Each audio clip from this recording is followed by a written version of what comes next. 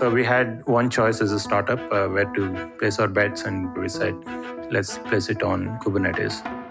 A year down the line, it was very clear that that bet was the right one, that Kubernetes was community-centric. Chaos testing will become part of a developer's mindset, and they will be scared initially, but imagine chaos as an extension to your code. If you follow that principle, you will find bugs before somebody else finds them.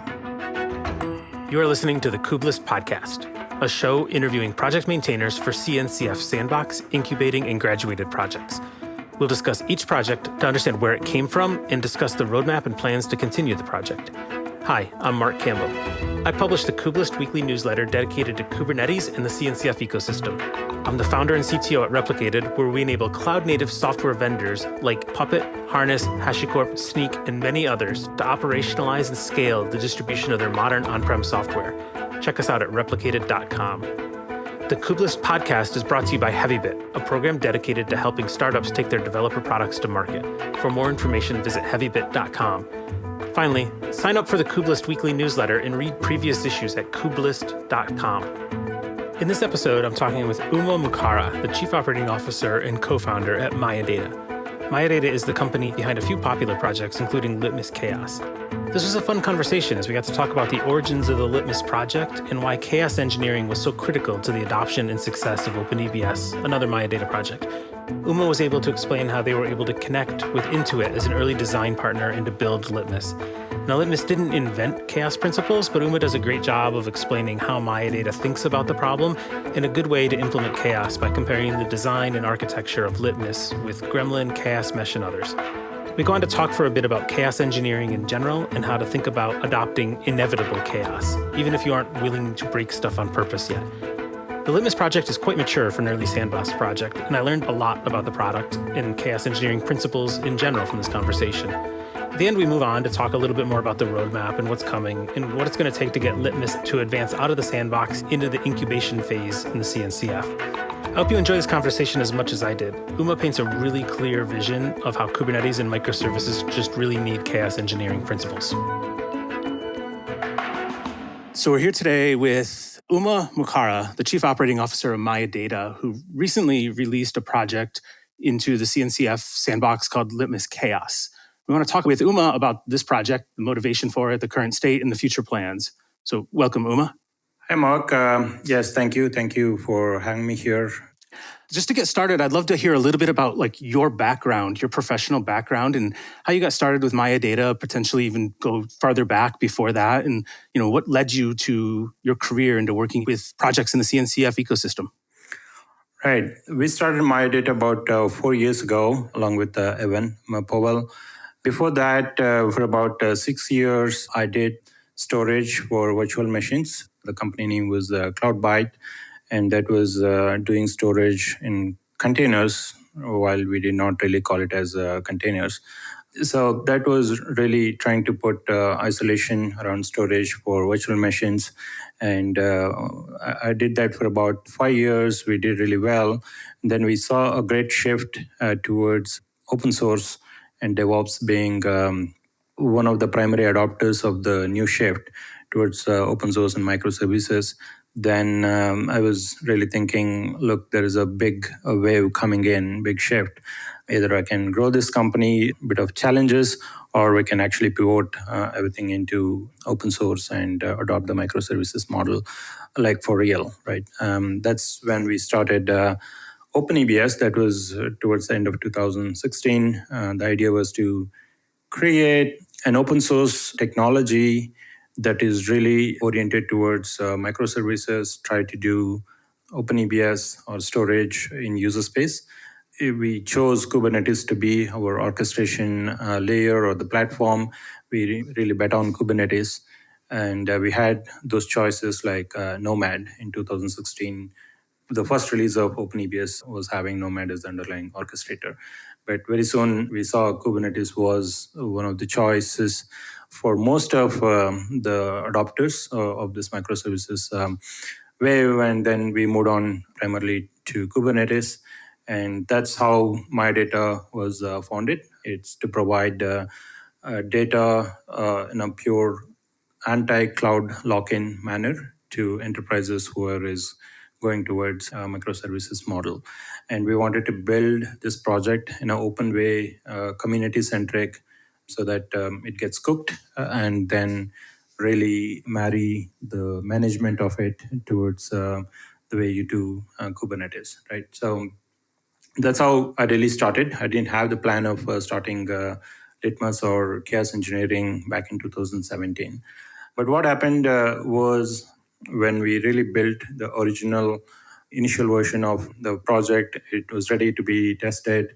I wanted to adopt chaos engineering in our DevOps, internal DevOps, and also for the community, where we wanted to tell the community that OpenEBS is being tested along all failure paths, and we wanted it to be demonstrated in a way that community can see, right? So how did you do your testing, right? So whoever adopts OpenEBS, they want actually do those testings before actually taking OpenEBS into production. So it was around 2018, we started writing chaos tests. Of course, I looked around various choices for writing the chaos test cases or framework for that. We all know Chaos Monkey, but it was not for Kubernetes.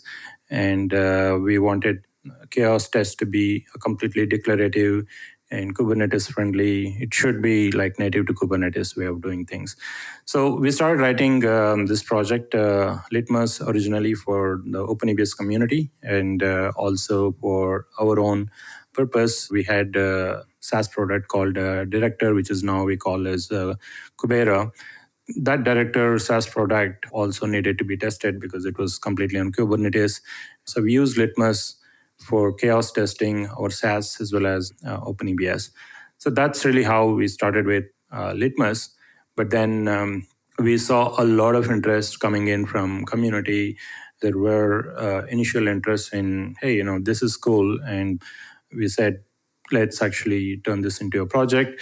We got a real good encouragement from CNCF in those early days, right? So CNCF started a chaos engineering work group, and we saw that there was a lot of initiatives inside CNCF to promote chaos engineering. And Chris A from CNCF really invited us to the working group, and we said, yes, let's actually start this project. And we announced it in KubeCon Europe 2018. But we really geared towards testing OpenEBS using Litmus. And around 6 months down the line, we realized operators were becoming a thing around end of 2018. And I thought, let's actually write a chaos operator, chaos CRDs. Let's make it more generic among Kubernetes users on how to do chaos. And chaos is a way to build resilience into whatever they're deploying on Kubernetes or Kubernetes itself. So that's how we started providing a kind of a shape to chaos engineering for Kubernetes. And then we staffed more people because we really believed in this becoming a kind of a need. And there were signals that a lot of interest was coming towards the CNCF ecosystem, people asking, and we saw Gremlin as well being reasonably adopted here and there. So we thought we need to have a chaos engineering project in a Kubernetes native way. So that's really how it started. Yeah, that's great. And I'd love to talk a little bit more about Gremlin and like the whole chaos engineering ecosystem, but early bets on Kubernetes, here we are at the end of 2020, and it seems obvious that, making a Kubernetes native chaos service is the way to go. But like back in 2016, I imagine the bet was on microservices before Kubernetes, as you were just talking about. Can you talk a little bit more about like the traction you saw in the Kubernetes ecosystem that made you decide to go all in on Kubernetes specifically for the product that you're building? Yeah, I mean, we had three different choices at that time. Generally, microservices meant at that time Docker was the word that comes into your mind. And then you had three choices to orchestrate these containers, Kubernetes and Docker, Swarm, and Mesosphere. So these were the popular choices.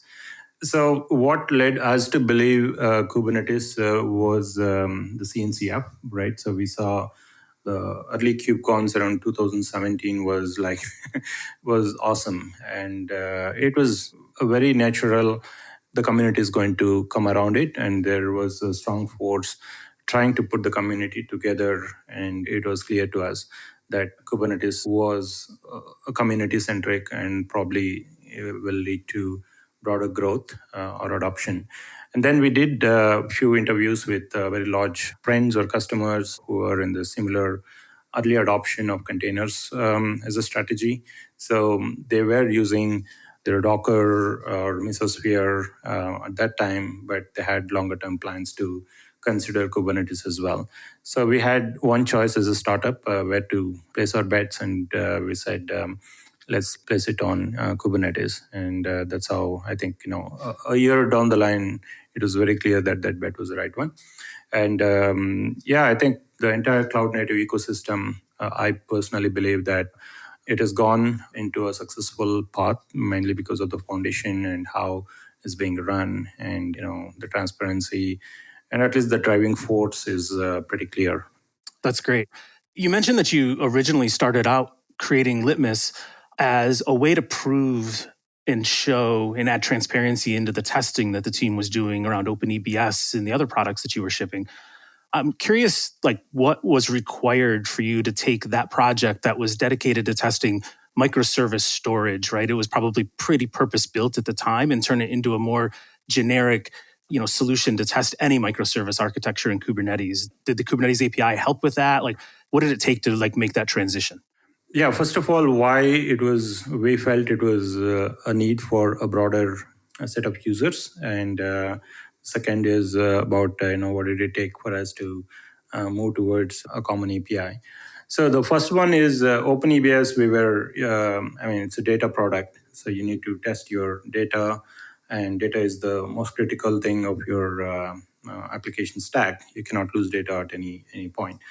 So in order to test your data, things can go wrong anywhere, right? So either in the infrastructure, within your software, and also, something can go wrong with the application itself. So it really meant that do chaos testing at all levels, right? You had to see who's consuming your data and what happens if that pod is moved from here to there, and will OpenEBS continue to serve the data, and will the application continue to live on without any disconnection? So how to introduce that chaos? And then, within our OpenEBS architecture, if a target pod goes or hangs and slows down severely, what happens to the application? So it's really the observability was at the top layer, and then the chaos can go anywhere.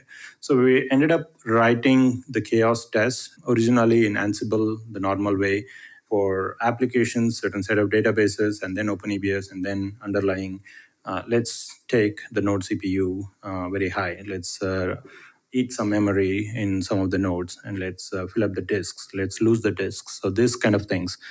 And then the API that really led us to believe that let's create an infrastructure in a very generic way for chaos is the CRDs. I think around 2018, the CRDs came into the picture. I think that was one of the announcements that happened in KubeCon. Then came the operator around CRDs. So there was a very clear path that was visible on how applications will be built and orchestrated by themselves with Kubernetes as the underlying substrate. So that really believed us we should use that API, the operator API, and the CRDs to build a very generic framework for Kubernetes chaos. And then underlying thing that is there is an orchestration layer for chaos at the top. Below that layer is the actual experiments, different tests that you can do. So CRDs and operators, these were the ones that led us to really where, and chaos was the original need, but these two things together with this chaos need is really the litmus now, right? And then we are, of course, building much more on top of that right now. But that's probably how we ended up here, Mark. Yeah, that makes sense. Back when you were creating it, there were other chaos products out there. Gremlin comes to mind. Right around the same time that Litmus was added into the CNCF Sandbox, another product was called Chaos Mesh. And I'm curious if you can talk a little bit about the motivating factor to continue working on an independent project. What are the differences between Litmus versus Chaos Mesh and Gremlin, and where the strengths are of your product, the special use cases that it handles really well?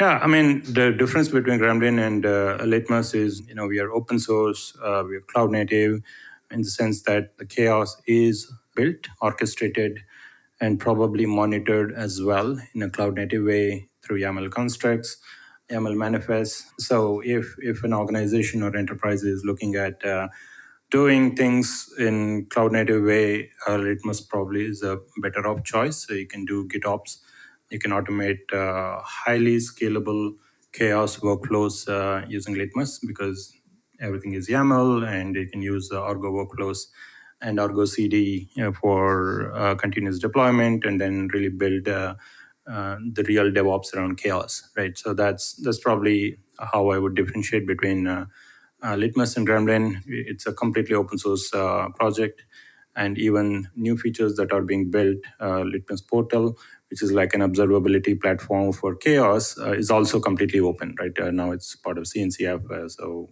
it's governed by a larger community, and then it's going on well.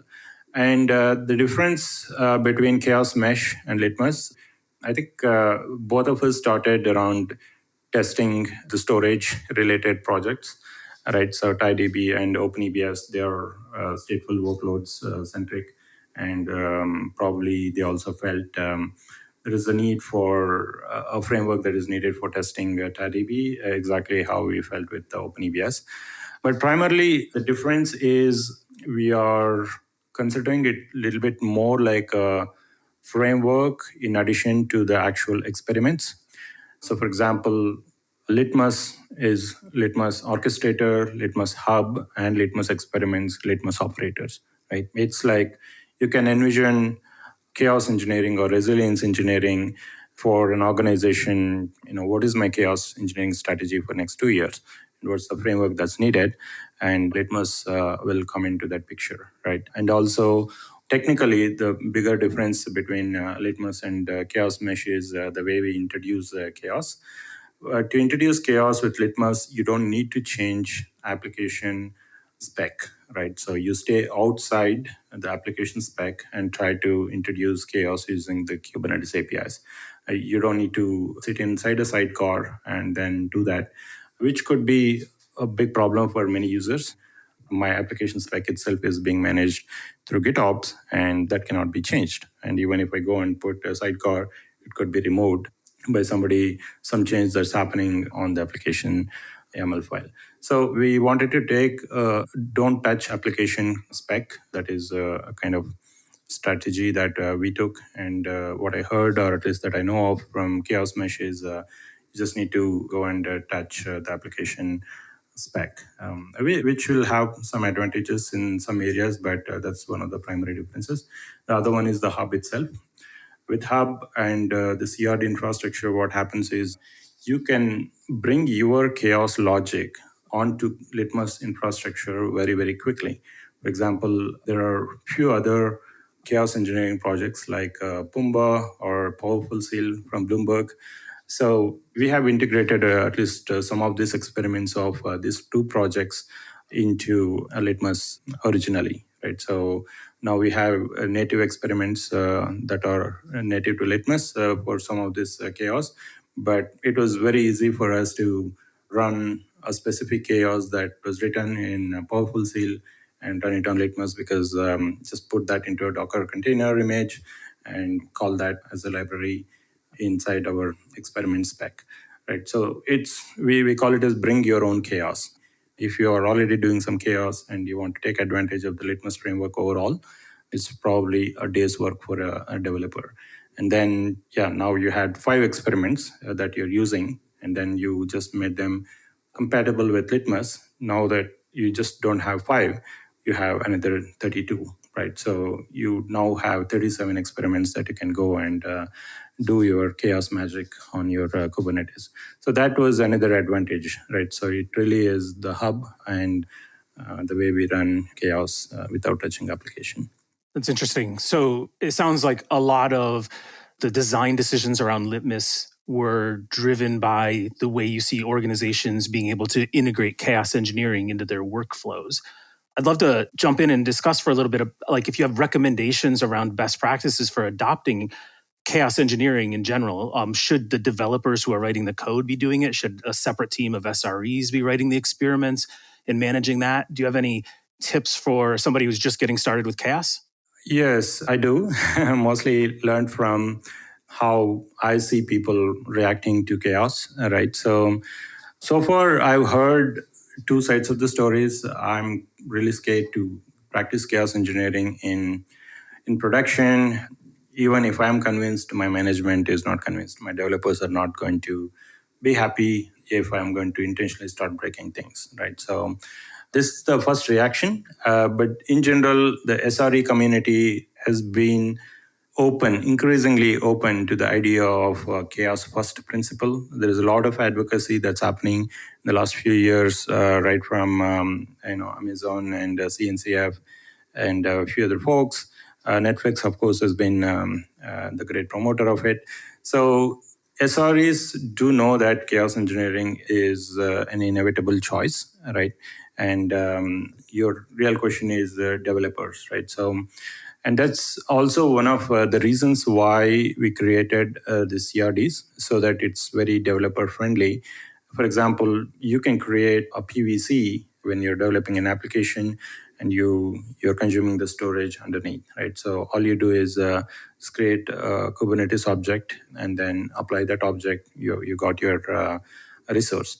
And similarly, as an extension to that, even before you merge your code or it goes into deeper integration, whatever chaos that can happen there, a developer can easily write that chaos, right?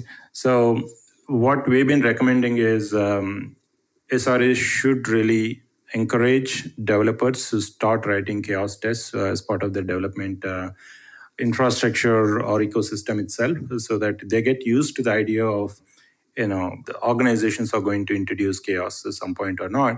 So it's better to work with SREs and work with chaos engineering rather than just delaying that. And with Litmus, it is easy for developers to use chaos in their development lifecycle itself. So my best practice is developers should start doing chaos, like for example, pod deletes in those CI pipelines. Just do some simple chaos tests and see what happens. You don't need to go for complex workflows, but it's just like in addition to your unit testing and integration testing, do some chaos testing because it's easy to do and you don't need to learn anything. All the simple experiments are available on the hub. You just bring it and attach it to your application on wherever you want to introduce chaos, and then you're done, right? So that really starts the mindset of developers as well, and it encourages the SREs to do further and more difficult chaos tests. And SREs themselves, I think, they don't directly go into the production. They take some time to introduce chaos into the production, probably 6 months to a year sometimes. But it's good to start with your long-running test beds, your staging, all that. I think there's no reason why SRE should not be using. And because anyway, you take some time to learn and tune it. And a bug fixed in staging is a bug fixed in production. There may be more bugs that are related to in production, but at least you're finding something that can eventually be found a weakness in production. So my recommendation, yeah, definitely start early. Start also with developers. And Kubernetes upgrades are another driving force for this chaos testings. They're happening quite often, the way I've been observing. You just upgraded to Kubernetes now, and 3 months down the line, you have one more version available. And you need to do that. And if your services are in production and they are to scale large enough, then it's a big pain and to do the upgrade. And you had to do it in automated way. Well, that's CD is available, continuous deployment. So you had to really inject the process of chaos testing before that upgrade, and you can automate that very easily. So it's chaos engineering is almost becoming an extension to the existing practices in DevOps. And automation, if you can automate anything, it takes time in the beginning, but you reap the benefits very soon. Yeah, for sure. The ability to use GitOps in Argo CD or Flux CD or any other GitOps tool to deploy the experiments is super cool and interesting. And it sounds like also, the advice is if you're getting resistance from breaking things in production intentionally, there's still a ton of value in using Litmus on a pre-prod or even just in the CI process. Get comfortable there, start fixing the low-hanging fruit, the bugs that come up, and eventually down the road, start making the case for running it in production. Yes, CI pipelines is the first target, of course. We started using Litmus in OpenEBS.ci. So that's the CI pipeline. It's end-to-end testing pipeline. For OpenEBS, we call it as OpenEBS.ci. But the pipelines are a definite starting place. We also have a kind of similar to the other CI tools. That's another thing that's we're seeing that is a trend. You can do that in CI pipelines. You can build your chaos test into that.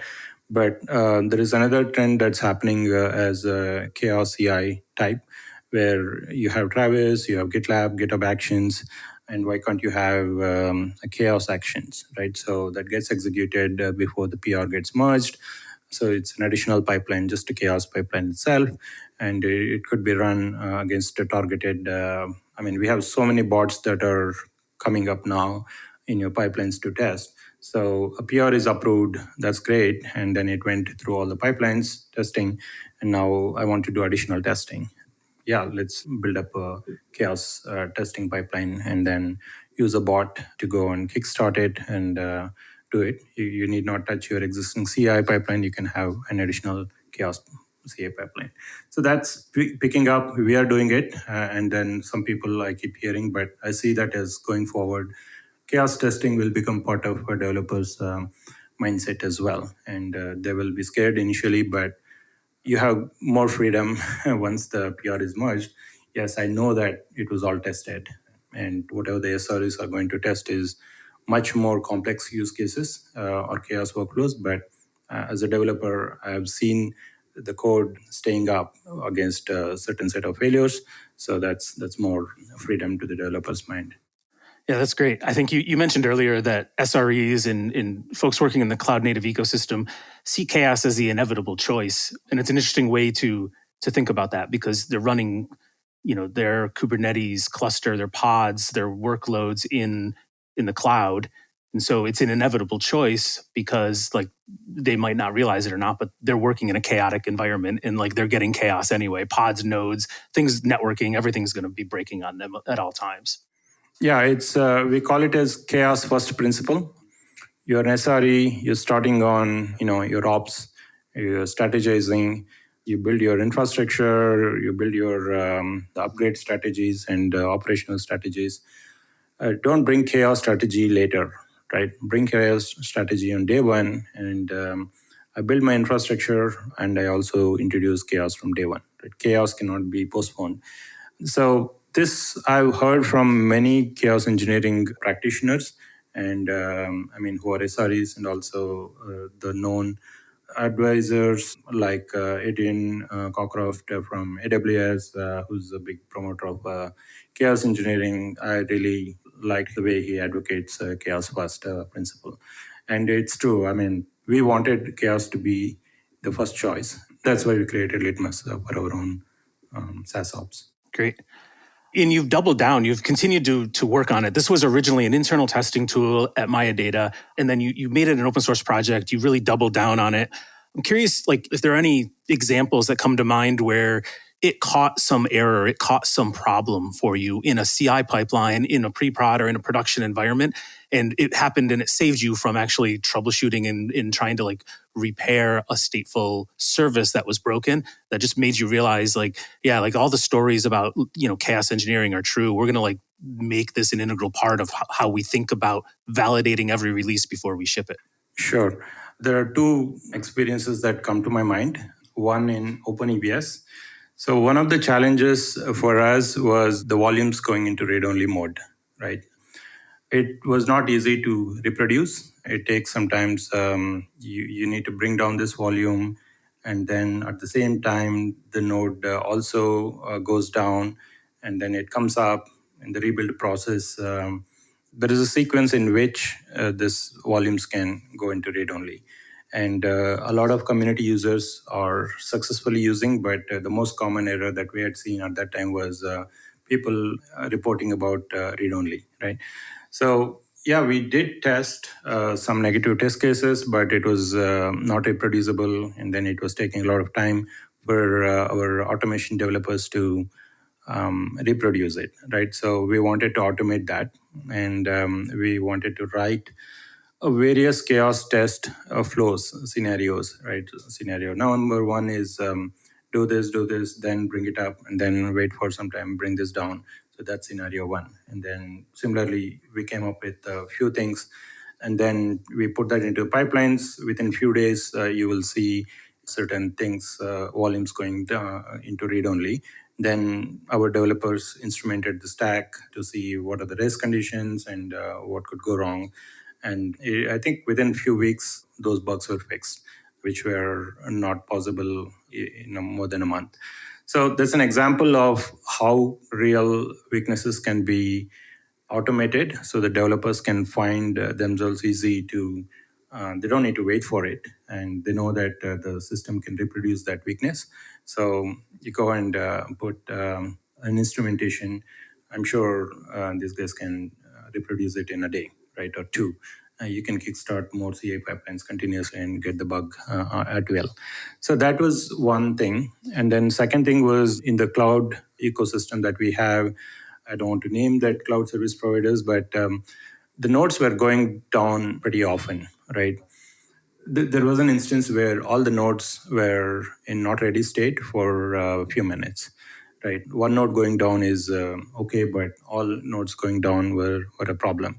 So what we wanted to do was, I mean, our SaaS service went down once, and primarily because there was no case where if all the nodes were to become unavailable, it's like cluster reboot, right? So you don't expect the Kubernetes service, all the nodes going down on a cloud service provider to be going down at the same time, but they do go down, right? Or they did in our case. So in our staging environment, we introduced this case where randomly, not at a particular time, you just bring down the nodes A, B, C, D, right, one after other, without giving much time. And then we saw whatever the problems that we observed, and then we fixed it. So I think it's sometimes you can observe a particular thing that just happened to you, and chaos engineering will, this infrastructure will help you just quickly set it up, right? The chaos workflow can be set up because you have a clear idea on what it is, and you can be proactive in trying to imagine what can go wrong. But at least SRE start with, yes, I burned my hands, let me just do the same testing in staging, and developers can come and they're more enthusiastic now because you're not just telling that there's a problem, they have to come back with solution. You're helping them on staging environment, pre-prod environment, that hey guys, I can reproduce it, come, let's solve it. So that was a great example where our dev and SREs work together rather than just pointing fingers that yeah, my code is good and it won't be reproduced again, something like that. Great. And then I'm assuming that a lot of these learnings in the early days are what drove the experiments that you're shipping in the hub right now. So if I just get started and install Litmus into my cluster and look in the hub for some default experiments that I can run, some of these are going to be some of the lessons that you've learned the hard way, battle tested, like here are good ways to get started. Yeah, and I think most of the generic experiments that you need to do chaos are already there, and they're battle tested for sure. For example, the pod memory hog and node memory hog extensions were added by our community user after they used Litmus in production on a very large scale. So that was really awesome. It was not just our experience, and we have down the line, I think late last year, we found Intuit using for their internal Kubernetes engines. So now they're a public reference. I can talk about them because the Intuit has become a maintainer on the project, and they've been contributing a lot. They just now merged a lot of AWS chaos testing that they did with Litmus back into the hub. So yeah, they are definitely battle tested, and that's the idea of the hub where more minds are coming together and they are sharing their experience back to the community by sending a PR to an existing experiment. And tunables are another part. So the chaos experiments are completely tunable in terms of what library you would use to inject a chaos or how long you do that. And together with that, Orgo workflow, it's really amazing how quickly you can code up a complex error or scenario that you want to introduce primarily into staging, right? So you don't introduce such complex ones into production. Production starts slowly, but what I've seen is you know exactly what happened and you want to code it up. So let's go, and within a day you are actually reproducing it. Yeah, these are very much battle tested. We had about 20 experiments 6 months down the line. Now we have 33. So and recent ones were primarily coming from or driven by community, right? So not just our own experience. Great. Yeah. And Intuit, created Argo workflows. So, adding Litmus into that, it feels like it's just a really good way to ensure your GitOps pipeline is working well. Yes. And I assume, you're using Litmus to run chaos experiments against Litmus. So I know I'm getting like a high quality product when I'm deploying it into my cluster, right? Yes, we are. I mean, like it becomes a little bit complicated if you open that. You know what happens if Litmus doesn't work. That's the chaos you wanted to introduce. So we have used some logic of Litmus, not in Kubernetes native way, but we run pipelines for Litmus itself, which are also in open, the pipeline testing. So what we do is, what happens if there is an operator issue, Litmus chaos operator, it just stops, which is introducing or managing the chaos itself. So we go and break some of it by injecting chaos from outside the Litmus cluster, right? So yeah, in summary, we are using Litmus mindset to test Litmus itself. And on your other point into it, definitely interactions with them led us to adopt Orgo workflow in a very native way. The Litmus portal that's coming out soon under development, the code is already open source, is building Orgo workflows natively into the Litmus portal itself. So install Litmus portal, you can create a Orgo workflow by taking all these experiments, put them together. We are in fact having some predefined templates for this chaos workflows. You can just run them one by one, and I'm pretty sure you will have some learnings just by running them once.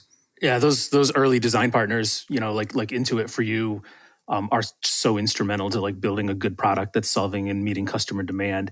Talking about that for a minute, I'd love to understand more about what types of experiments Litmus is capable of doing today.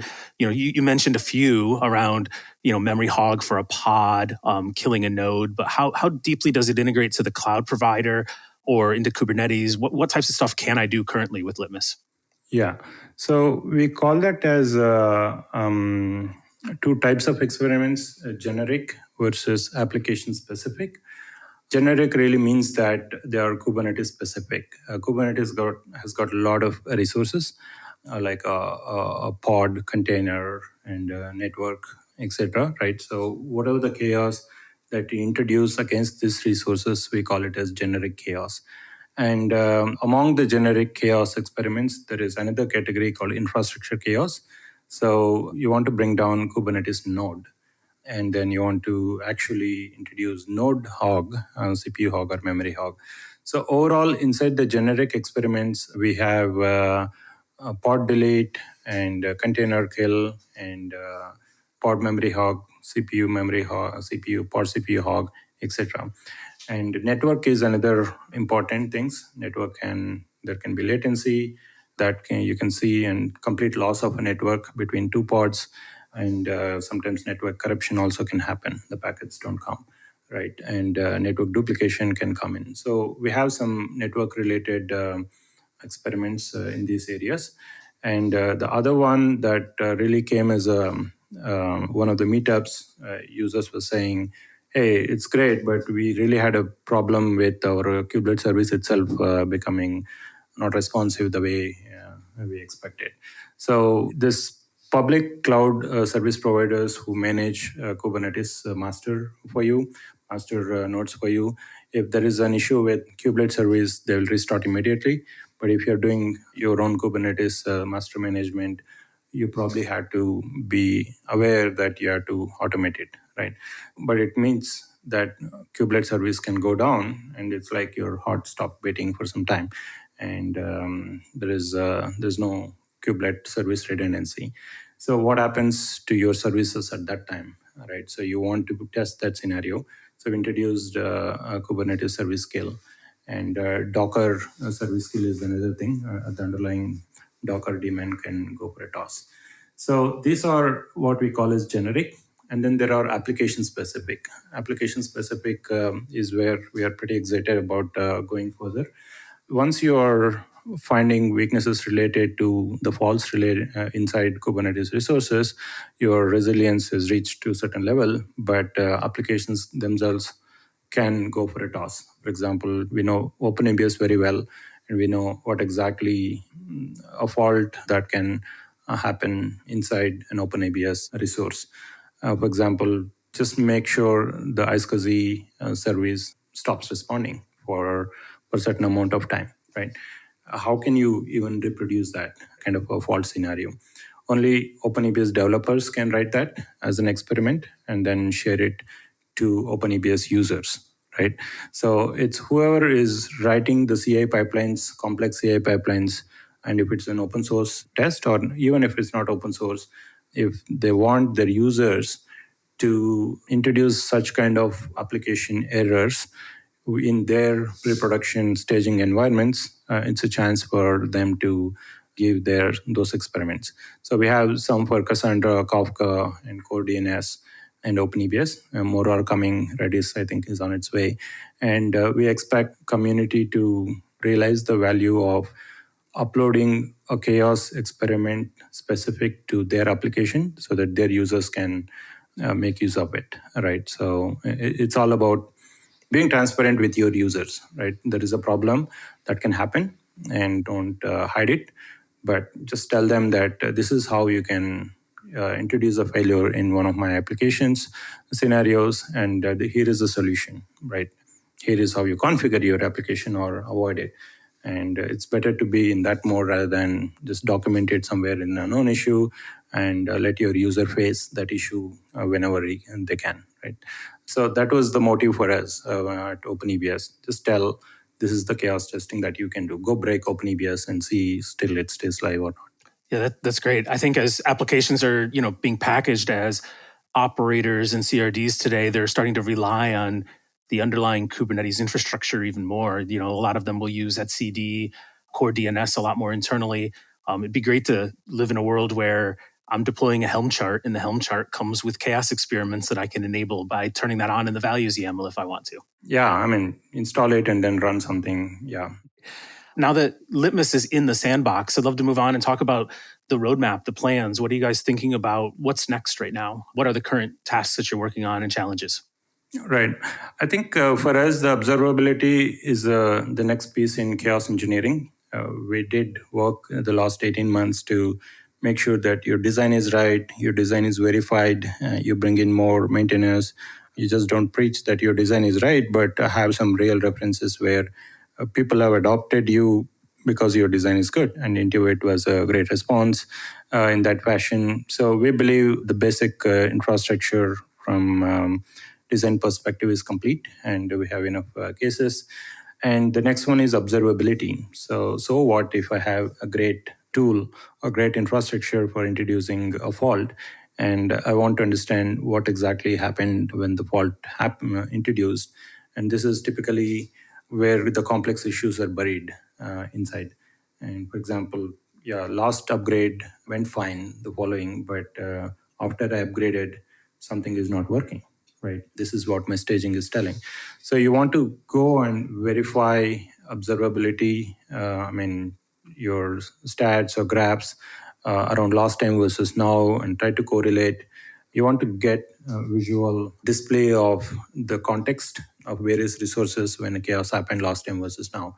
So we are introducing, and that's one. And the other one is the recent learning that chaos workflows are a need. Orgo workflow It's good to say that you can automate yourself using an Orgo workflow versus here is an Orgo workflow and here are 10 Orgo workflows.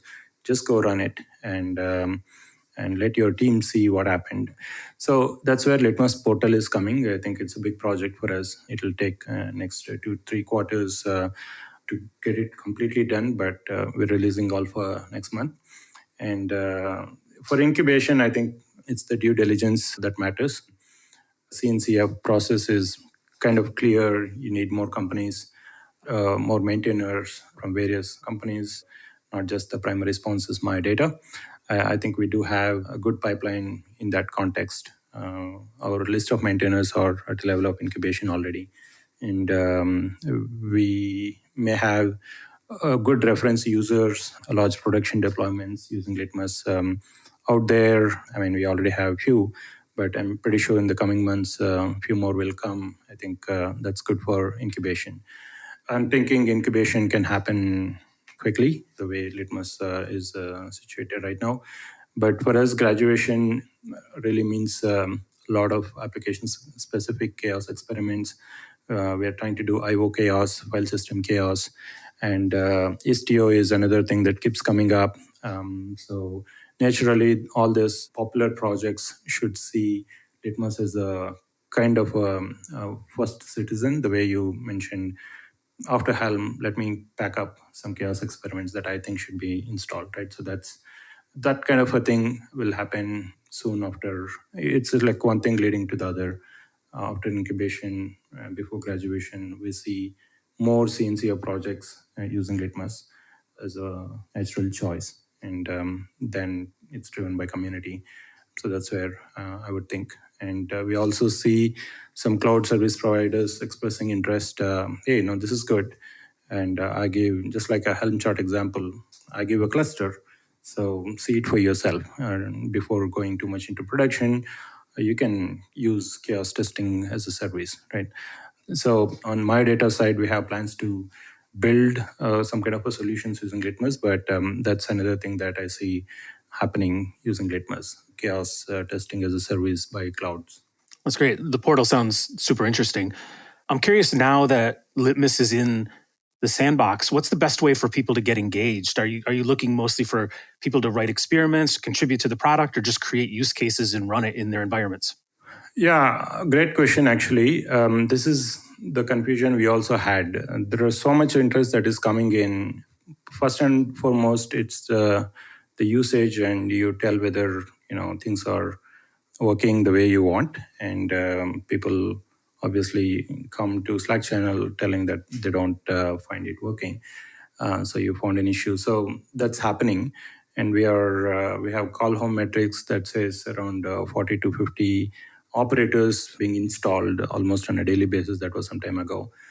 And then because of the ecosystem that is there, people are very much inclined to contribute back. So we see people go extend the experiment and add it back to the hub. So that's definitely happening. Another thing with Sandbox is the use cases, right? You mentioned, will they come back with new use cases? So there is observability, there is Helm deployment. So what we did is we created SIGs within Litmus, driven by the enthusiasm of CNCF model. So we have multiple SIGs within Litmus, observability SIG, deployment SIG, experiment SIG, etc. So we are seeing small teams being formed within the community, and some person says that, I'm interested in actually submitting a Grafana chart for a particular application because I'm an expert in that. And how do I actually overlay chaos with a particular application Grafana chart? So there are a lot more development that needs to be done. We have tons of application, and we need chaos overlaid charts around those applications. So we have observability SIG. So we introduced that model actually last week only. So we expect community to form their own groups, and we are, at least the core team, we are trying to be available as mentors to give them the initial start, and eventually somebody leading that SIG as we go beyond incubation. Great. It sounds like Litmus was pretty mature for entering the sandbox. How active were you involved in the process of actually submitting Litmus to the Sandbox? And do you feel like that was an easy effort and worth the... Yeah, I mean, like we were around the time, if it was today, I would have felt it much easier. Recently, the TOC has really clarified a much easier process for getting into Sandbox. But we were around the time where the process itself was being updated. And I did feel at some point that, we have enough evidence to do the incubation directly. The Sandbox process was in limbo at that point.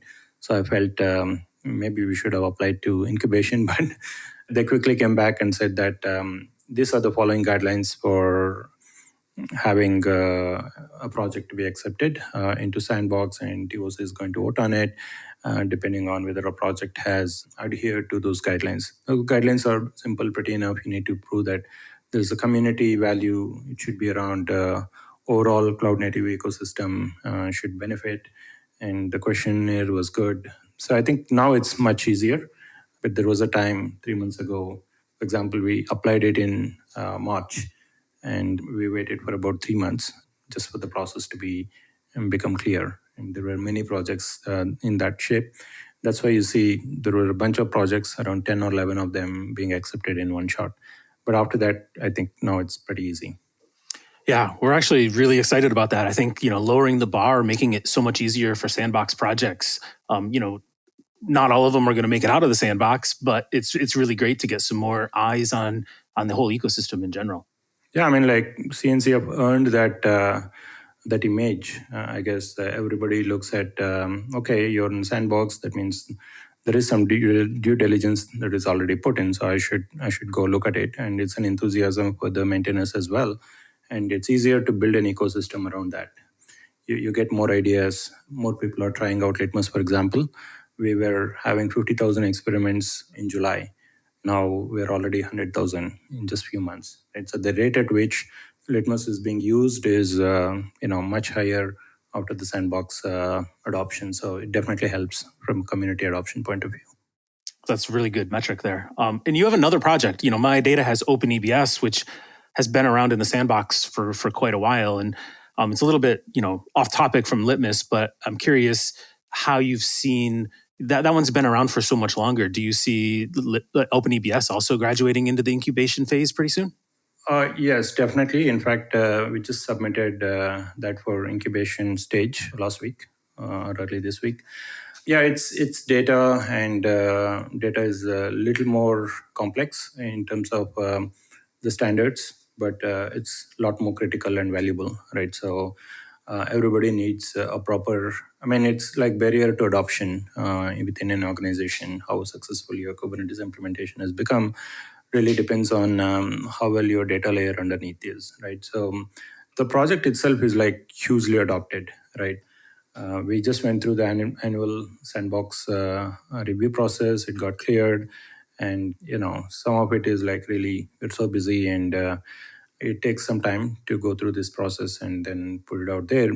But I think in the next few months we should see we are graduating into incubation, the OpenEBS project. We have some real large scale adoption, so due diligence, I don't think that's an issue. It's just that the process that's required to submit incubation had to cover certain guidelines, documentation, all that. I think we submitted that. We should see that sailing through.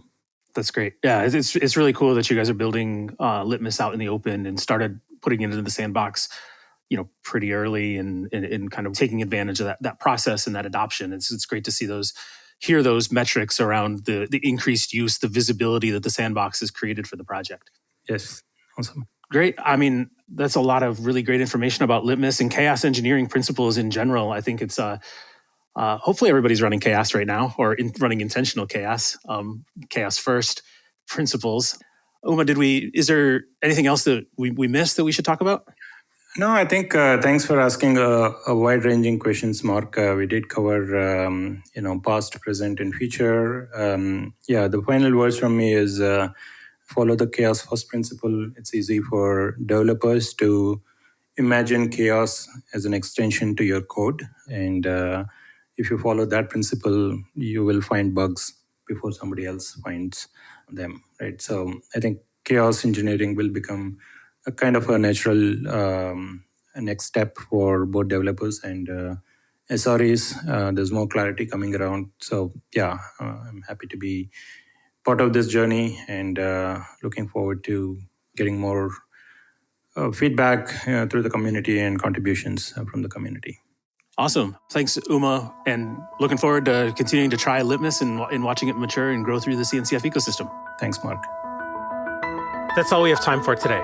If you're the maintainer of a CNCF project and would like to be a guest on this show, head over to Kubelist.com. To learn more about Heavybit, visit Heavybit.com to check out the library. It's packed with amazing talks and content on sales, marketing, product, and more for founders of developer tools companies.